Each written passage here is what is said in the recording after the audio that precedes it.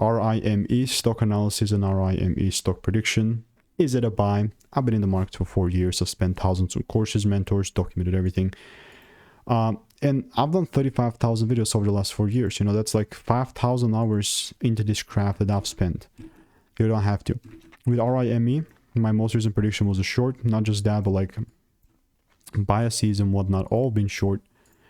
And I'm not saying this to flex. It's just I mean, yeah, it is to flex because I called everything down, you know, and it was correct.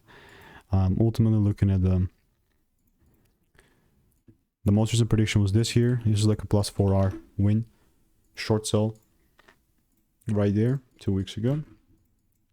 Since then, it just kept melting, man. And the only thing that's better than just like letting it melt is capitalizing with that. But there's like no way for me to freaking get involved right here, because like I'm not a big fan of this price action, not as volatile as I would like it to be, but still, like, I mean, we can argue that it's not as volatile, but like it's not something that I'm willing to trade right now. So more likely than not, we're about to make new all-time lows, but